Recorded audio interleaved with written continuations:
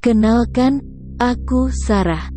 Tahun lalu sekitar pertengahan bulan Agustus, aku dan teman-temanku mengalami kejadian mengerikan di sebuah wahana angker. Ini semua gara-gara Dion. Kalau saja dia tidak mengajak kami main ke wahana itu, mungkin petaka ini tak akan pernah menimpa kami. Dion itu salah satu sahabatku. Jadi, kami tuh sahabatan 4 orang.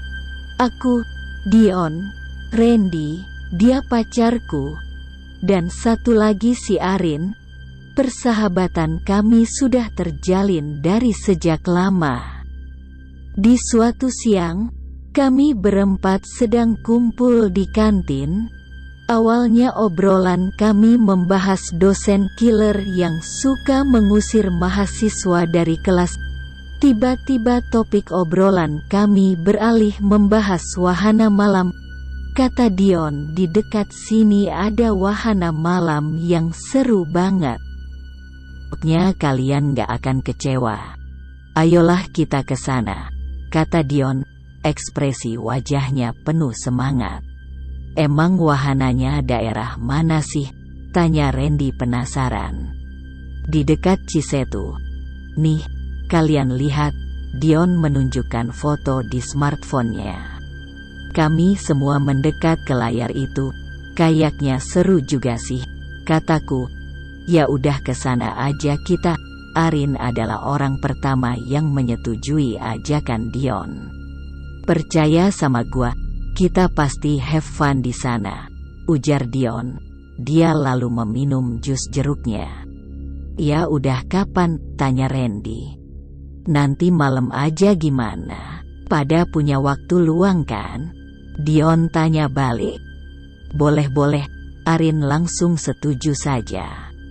Randy tampak sedang mengingat-ingat sesuatu. Mungkin dia punya rencana lain nanti malam. Gimana, sayang? Tanyaku ke Randy. Sebenarnya gua mau ngerjain proposal sih, kata Randy. Pacarku ini emang seorang aktivis. Ya, Arin kecewa. Ayolah, Ren, malam ini aja, bujuk Dion. Ya udah deh, gua ikut. Tapi jangan lama-lama ya. Gua masih ada kerjaan. Akhirnya Randy menyetujui ajakan Dion. Hahaha. Siap. Pokoknya gua jamin wahananya keren banget. Dion mengacungkan jempolnya. Malam itu juga kami pergi ke wahana malam. Sesampainya di sana, aku melihat tidak ada yang aneh dari wahana itu. Suasananya gemerlap oleh lampu warna-warni. Ada banyak pilihan wahana di sana seperti biang lala, komedi putar, rumah hantu, ombak banyu, komedi putar, dan masih banyak lagi. Kita mau nyoba apa dulu nih? Tanya Dion. Ombak banyu seru kayaknya, Arin mengusulkan.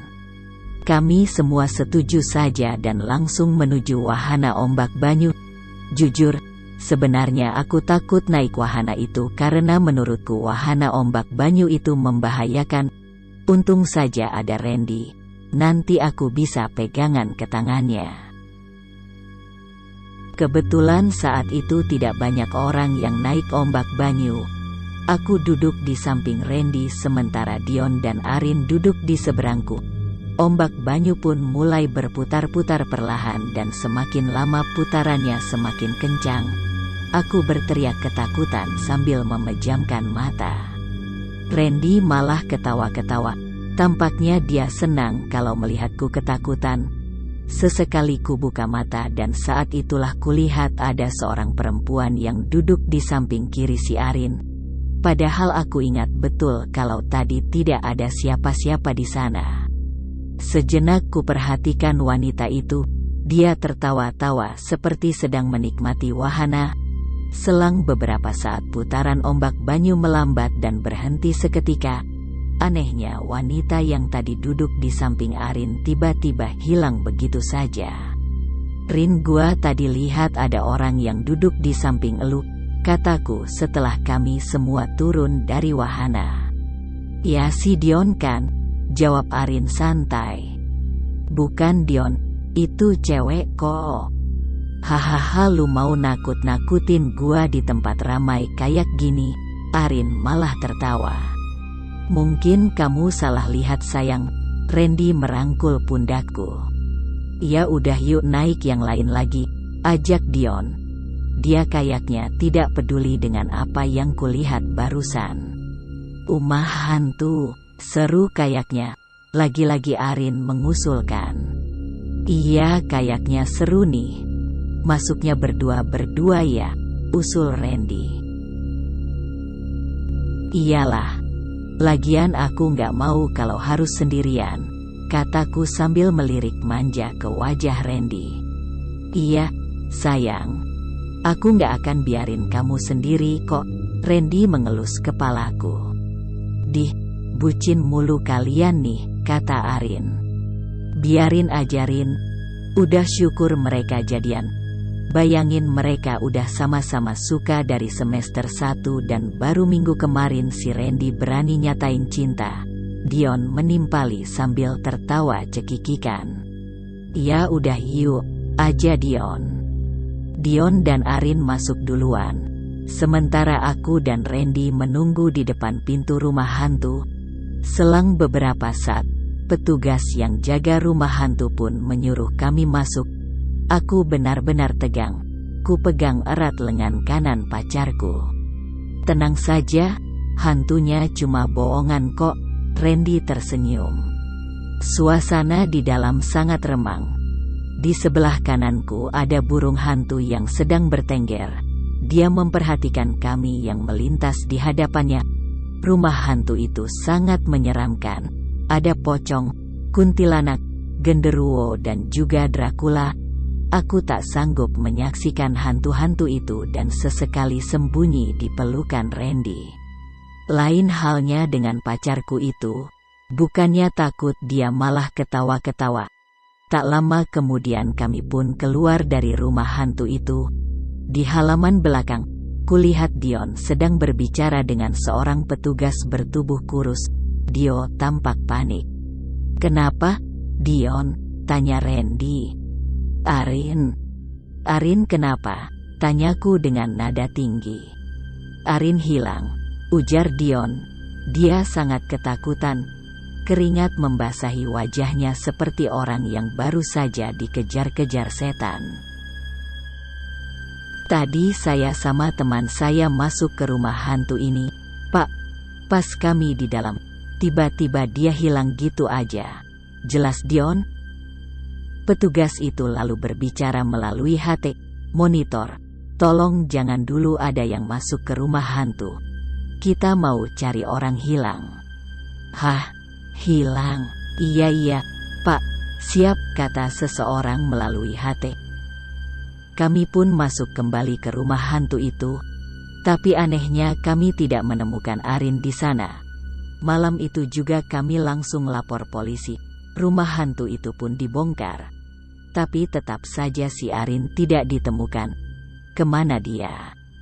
Kedua orang tua Arin benar-benar marah pada pihak pengelola wahana dan akan membawa kasus ini ke pengadilan.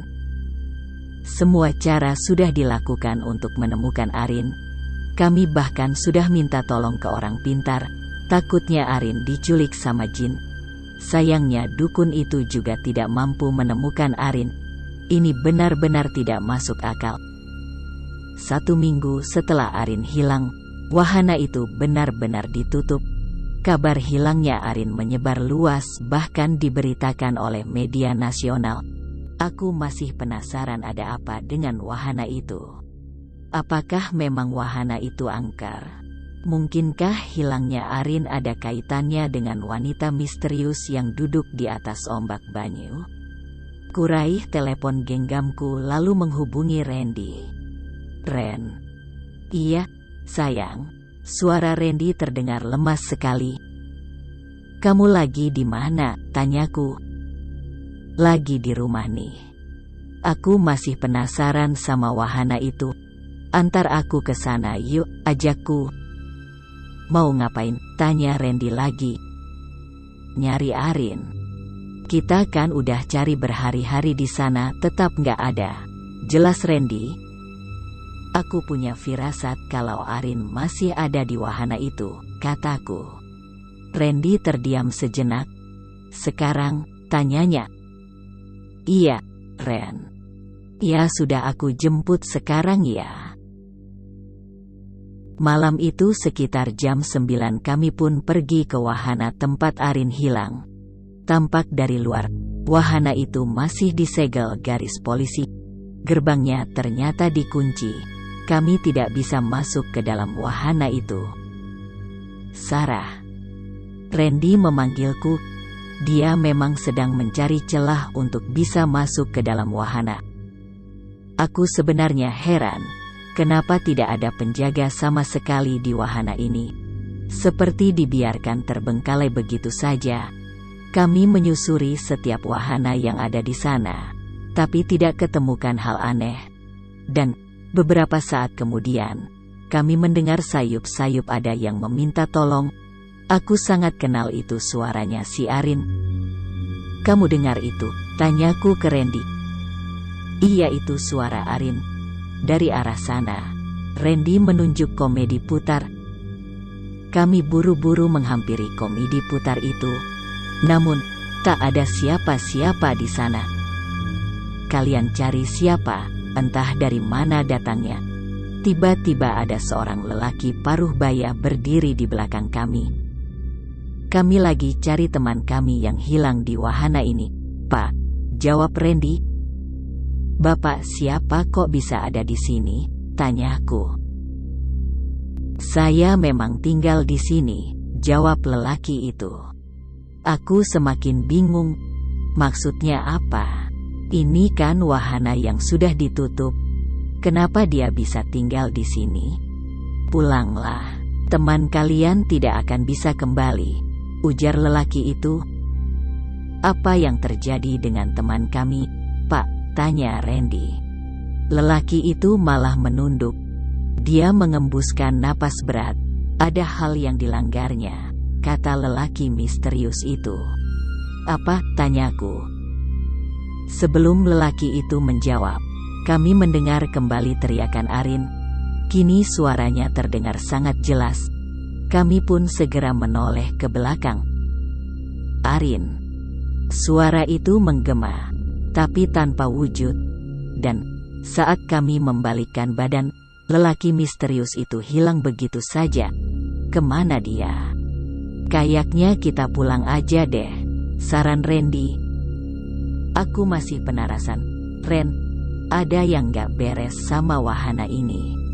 Saat kami sedang mengobrol, kulihat seorang wanita berdiri di dekat gerbang. Aku ingat wajah wanita itu.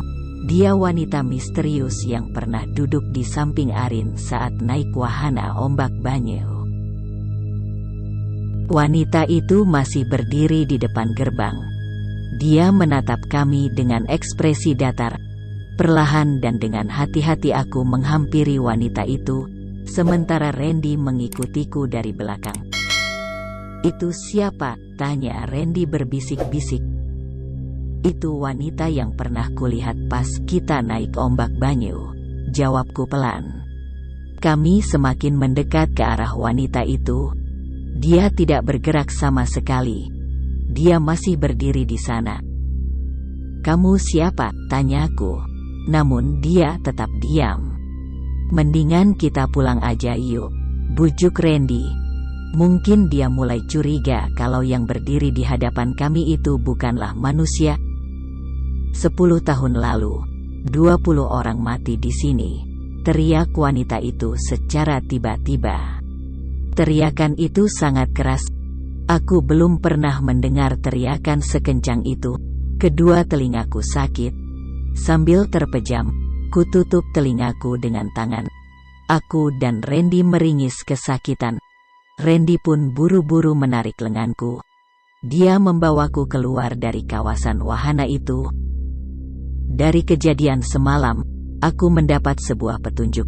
Lelaki misterius itu bilang kalau si Arin telah melakukan kesalahan di dalam wahana rumah hantu. Tapi apa kesalahan itu? Satu-satunya orang yang bisa menjawab pertanyaan ini adalah Dion. Ya, dia yang masuk ke rumah hantu itu bersama Arin. Aku dan Randy pun berangkat ke rumah Dion. Saat kami temui, ternyata dia sedang tidak ada di rumah. Dari kemarin Dion memang sulit sekali dihubungi. Nomor teleponnya tidak aktif. Kata orang tuanya si Dion lagi ada urusan di kampung. Kalau boleh kami tahu kampungnya di mana ya Bu? Tanyaku. Dia pun menyebutkan nama kampung itu. Aku tahu itu di mana, ujar Randy. Ya sudah kita susul aja dia, kataku. Memang ada urusan apa ya sama Dion? Kok kayaknya mendesak sekali? Tanya ibunya Dion. Aku dan Randy terdiam sejenak dan salah tingkah. Ada tugas kuliah yang harus kami selesaikan bersama Bu, kata Randy berbohong. Oh begitu ya, sudah susul aja ke sana. Kalau udah sampai di kampungnya Dion tanya saja di mana rumah Ambu Minah itu. Rumahnya nenek Dion. Dia menginap di rumah neneknya, jelas ibunya Dion. Perjalanan dari rumah Dion ke kampung itu memakan waktu 4 jam. Aku dan Randy naik kereta dan setibanya di stasiun kami melanjutkan perjalanan dengan menggunakan angkot. Sekitar jam 5 sore kami akhirnya tiba di kampung itu. Di sepanjang jalan ku perhatikan Randy sering sekali memijat bagian lehernya sendiri. Kamu sakit? Tanyaku. Enggak kok, aku kayaknya salah posisi tidur nih jadinya leherku pegel banget. Oh begitu, nanti di rumah neneknya Dion aku pijitin ya, kataku. Tan sayang, Randy tersenyum. Setelah kami bertanya sana-sini soal lokasi rumahnya Ambu Minah, ternyata rumah nenek Dion itu terpisah dari perkampungan. Kami harus melintasi pematang sawah terlebih dahulu untuk sampai ke sana. Seperti rumah adat Jawa pada umumnya, rumah Ambu Minah dindingnya terbuat dari papan. Ada 4 tiang penyangga. Di bagian depan juga ada 2 buah kursi kayu dan sebuah guci air di beranda rumahnya. Permisi. Aku mengetuk pintu rumah itu. Perlahan pintu pun terbuka. Seorang nenek muncul dari dalam rumah. Rambutnya sudah penuh uban, semuanya putih. Dia mengenakan kaos partai dan celana hitam. Cari siapa ya? Tanya nenek itu, suaranya lemah dan agak serak. 0.6S, lebih besar dari kami. Temannya Dion. Nek, Dionnya ada? Tanyaku. Oh alah, ayo masuk. Dion lagi tidur di kamar. Dari semalam dia sakit. Sakit apa, Nek? Tanya Randy.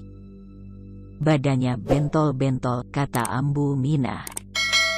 Saat ku tengok Dion di kamarnya, dia sedang tidur pulas. Wajahnya bengkak, tubuhnya penuh bentol. Aku semakin curiga kalau Dion juga melakukan kesalahan di rumah hantu itu.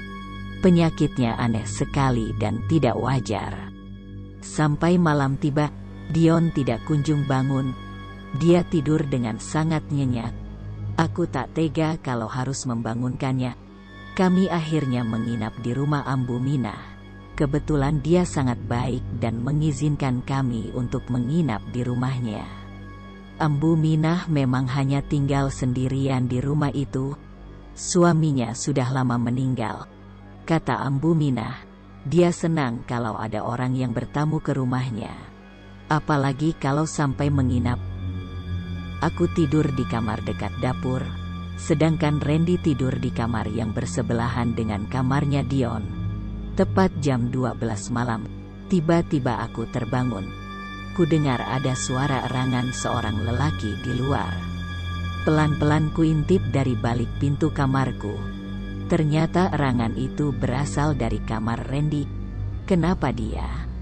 Dengan panik aku segera lari ke kamarnya Randy. Pintunya terkunci. Ku gedor-gedor dari luar sambil berteriak memanggil namanya.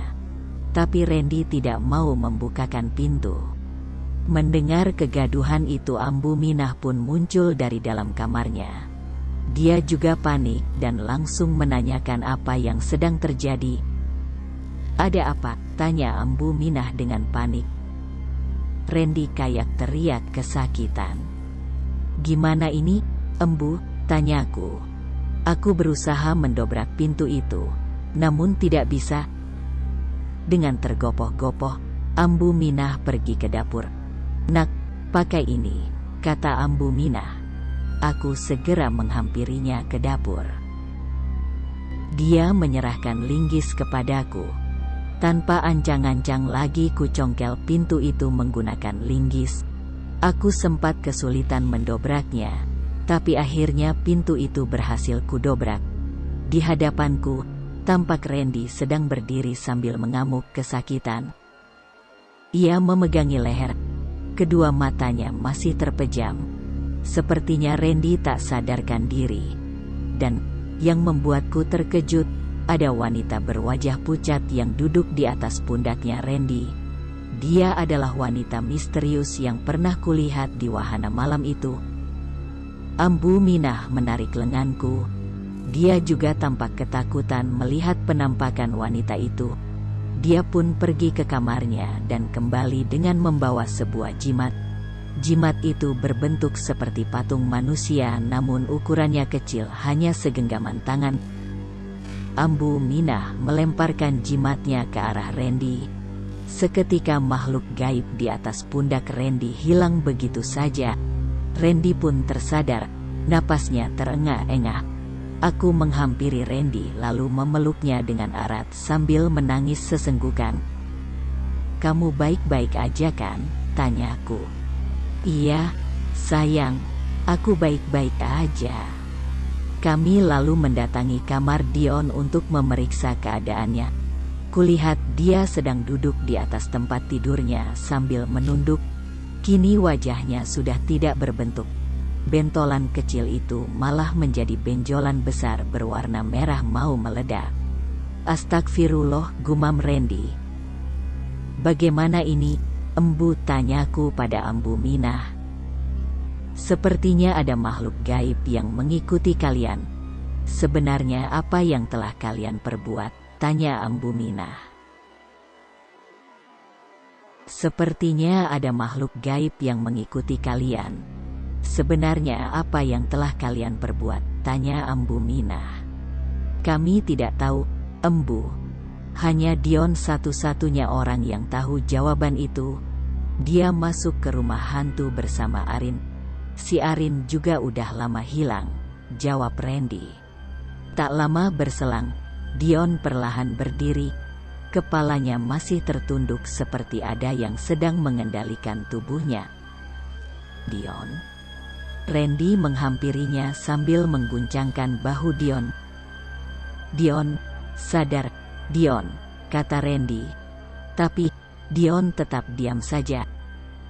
Ambu Minah mengambil kembali jimat tadi dari dalam kamar Randy. Dia lalu menempelkan jimat itu di kening cucunya.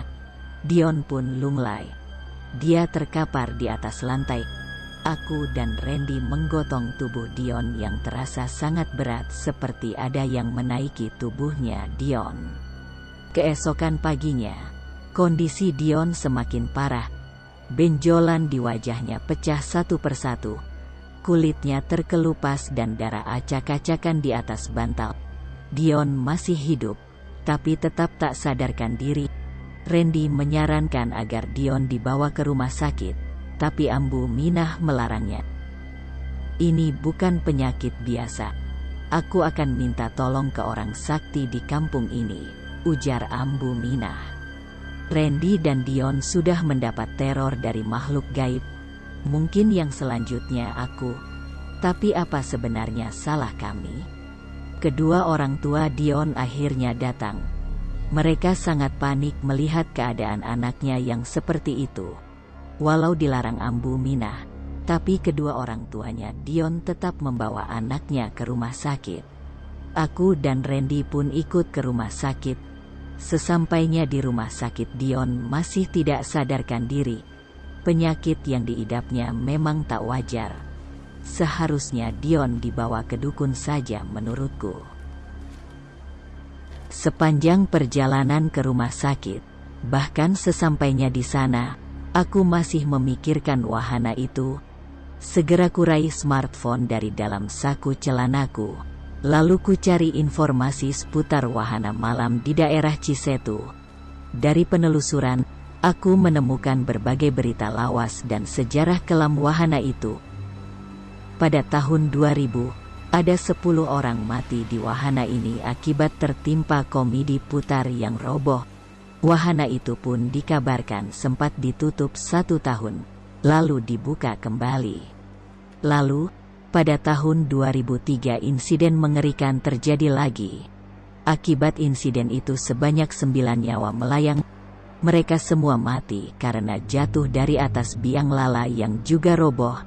Sempat 3 tahun ditutup pasca tragedi berdarah itu, wahana tersebut pun akhirnya kembali dibuka. Dan 3 tahun kemudian ada seorang wanita yang meninggal di wahana itu karena terpental dari ombak banyu. Aku heran, kenapa masih ada saja yang mengizinkan wahana itu beroperasi? Padahal sudah banyak orang yang mati di sana. Berita-berita itu membuatku terus memikirkan banyak hal, termasuk kaitannya dengan penyakit aneh Dion. Dion langsung dibawa ke ruang rawat inap rumah sakit. Dokter dan perawat sibuk memeriksa keadaannya. Selang infus dipasang di pergelangan tangan kirinya. Dion juga diberi alat bantu pernapasan. Kedua orang tua Dion menangis melihat keadaan anaknya itu. "Apa penyakitnya, Dok?" tanya ibunya Dion. "Kemungkinan besar anak ibu terkena alergi. Kami sudah mengambil sampel darahnya dan akan diperiksa lebih lanjut di laboratorium. Ibu tenang saja, kami akan berusaha sebisa mungkin untuk menolong anak ibu," kata dokter itu dengan ramah. Malam semakin larut. Kedua orang tua Dion tidur di samping ranjang anaknya, dan Randy tidur di luar, tepatnya di kursi pasien. Sementara pacarku tampaknya sangat kelelahan. Aku sendiri tidak bisa tidur, hatiku tidak tenang. Aku masih penasaran apa yang dilakukan Dion dan Arin di dalam rumah hantu itu. Saat aku melamun, tiba-tiba Dion mengacungkan tangan kanannya. Aku kaget dan segera menghampiri Dion. "Sarah," desis Dion. Aku hendak membangunkan kedua orang tuanya, tapi Dion mencegahku untuk melakukannya. "Jangan," desisnya lagi. "Gua minta maaf. Semua ini salah gua," kata Dion dengan intonasi bicaranya pelan. "Apa yang lu lakuin sama Arin di rumah hantu itu?" tanyaku. "Gua udah lama suka sama Arin. Dan waktu itu gua nembak dia. Entah kenapa kami malah ciuman di dalam rumah hantu itu," jawab Dion. Air matanya mulai keluar. Astaga, aku benar-benar terkejut mendengar pernyataannya. Dari pintu, muncullah Ambu Minah. Dia bersama seorang lelaki yang tampaknya orang pintar. Lelaki paruh baya itu mengenakan baju warna hitam dan blangkon hitam. "Wah, ini sih dikerjain setan," kata lelaki itu. "Tolong cucu saya, Bah," pinta Ambu Minah. Kemudian lelaki yang dipanggil Abah itu membakar menyan. Mendengar suara agak gaduh, kedua orang tua Dion bangun. Mereka bingung apa yang sedang terjadi. Apalagi saat melihat anaknya sudah sadar. Ibu Dion hendak memanggil dokter, tapi Ambu Minah melarangnya. "Ini masalah gaib. Percayalah, anakmu akan selamat," kata Ambu Minah. Dukun itu tampak berkomat kamit, lalu meringis seperti menahan sakit. Tangan kanannya diarahkan ke tubuh Dion. Dia seperti sedang menarik sesuatu dari dalam tubuh Dion. Urat leher dukun itu sampai terlihat jelas. Saat itu juga Dion muntah, mengeluarkan 2 gumpalan daging dari dalam mulutnya. Daging itu berbentuk bulat dan berlumur darah. Dion pun kembali tak sadarkan diri. Namun, keesokan paginya, kondisi Dion membaik. Dia sudah bisa makan. Benjolan di sekujur tubuhnya mulai kempes. Dukun itu memang sangat sakti. Apa salahnya minta tolong ke dia untuk mencari keberadaan Arin? Untungnya, dia bersedia. Nama dukun itu ternyata Abah Sidik. Dia bilang kalau Arin masih hidup. Arin terjebak di wahana malam itu. "Sangat mudah untuk menyelamatkan temanmu itu," ujar Abah Sidik. Dia sedang sarapan pagi di ruangan tempat Dion dirawat. Bagaimana caranya, Bah? Tanya Randy. Dukun itu mengeluarkan cermin kecil dari dalam tasnya. Datanglah ke sana dan pakai cermin ini. Kalian bisa melihat keberadaan teman kalian melalui cermin itu, ujar Abah Sidik. Randy menerima cermin pemberian Abah Sidik. Bingkai cermin itu terbuat dari kayu. Ada gagangnya seperti kipas. Kalau kalian sudah menemukannya, taburkan garam ini di lokasi tersebut. Nanti teman kalian akan keluar dari alam gaib, tambah Abah Sidik. Terima kasih, Bah. Kami akan coba saran Abah, timpalku. 2 hari kemudian, aku dan Randy kembali ke wahana itu. Kami hanya bisa ke sana malam hari karena takut dipergoki warga sekitar. Randy langsung mengeluarkan cermin dan mengarahkannya ke segala arah. Dari cermin itu kami melihat hal yang sangat mengerikan. Wahana itu dipenuhi pengunjung. Wajah mereka hancur. Ada yang bola matanya keluar. Ada yang lidahnya terjulur sampai ke tanah. Dan ada yang tak punya kepala. Juga banyak anak-anak perempuan yang berpakaian putih. Mereka berlarian ke sana kemari sambil tertawa cekikikan. Padahal secara kasat mata, wahana ini sepi sekali. Aku dan Randy terus memberanikan diri untuk mencari keberadaan Arin. Anehnya, kami belum juga menemukannya. Coba angkat ke atas, saranku. Randy mengarahkan cermin itu ke atas. Dari atas sana tampak Arin menggantung di atas biang lala. Dia tak sadarkan diri. Bajunya nyangkut di biang lala itu. Di sana, kataku sambil lari ke arah biang lala. Randy pun mengeluarkan garam dari dalam sakunya. Dia melemparkan garam itu ke arah biang lala. Seketika saja, wujud Arin tampak jelas menggantung di atas sana. Aku pun menelepon polisi. Tak lama kemudian ternyata para polisi datang. Mereka pun langsung menghubungi damkar untuk menurunkan Arin. Petugas damkar berhasil menyelamatkan Arin. Dia masih hidup. Kondisinya sangat memprihatinkan. Wajahnya pucat dan bibirnya kering. Dia langsung dibawa ke rumah sakit. Sayang, ayo kita ikut Arin ke rumah sakit, kataku sambil menoleh ke belakang. Namun, Randy justru tidak ada. Di mana dia? Randy, aku sangat panik. Aku takut kalau dia diculik setan. Dari kejauhan, kulihat Randy berdiri di dekat ombak banyu dengan seorang wanita. Aku tidak dapat melihat jelas siapa wanita itu. Kuhampiri Randy.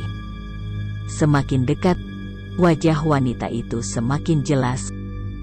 Dia adalah wanita yang pernah duduk di samping Arin. Dia juga yang beberapa hari lalu mengganggu Randy. Kita sudah beda alam. Jangan ikuti aku lagi, kata Randy. Nada bicaranya terdengar sedih. Wanita itu menggelengkan kepala pelan. Matanya mulai basah. 1-2 bulir air mata menetes di pipinya. Aku selalu mendoakan kamu, Amira. Tapi kali ini aku mohon jangan ganggu kehidupanku lagi, ujar Randy. Sekarang tenanglah di alammu, sayang. Randy mengeluarkan sisa garam dari dalam sakunya. Ia lalu melemparkannya ke tubuh wanita itu. Wanita itu menangis sejadi-jadinya. Dia pun perlahan menghilang begitu saja. Randy awalnya tidak mau cerita siapa sebenarnya wanita itu. Tapi setelah aku memaksanya dan mengancam putus, dia akhirnya cerita semuanya. Amira itu adalah mantan kekasihnya. Ternyata dia adalah wanita yang meninggal akibat jatuh dari wahana ombak banyu. Pantas saja Randy menolak saat diajak ke wahana itu. Beberapa tahun kemudian, kami lulus dari kampus. Namun, kejadian itu masih membekas di benakku dan tak akan pernah kulupakan. Satu hal yang kupelajari bahwa manusia tidak hidup sendirian di dunia ini. Ada makhluk tak kasat mata yang hidup berdampingan dengan manusia. Mereka ada di sekeliling kita, atau bahkan tidur bersama kita setiap malam. Maka jangan bertindak atau berkata sembarangan. Selesai. Terima kasih telah menonton channel GHOST is Hantu. Jangan lupa dukung channel ini dengan cara subscribe, like dan komen serta bagikan ke teman kalian.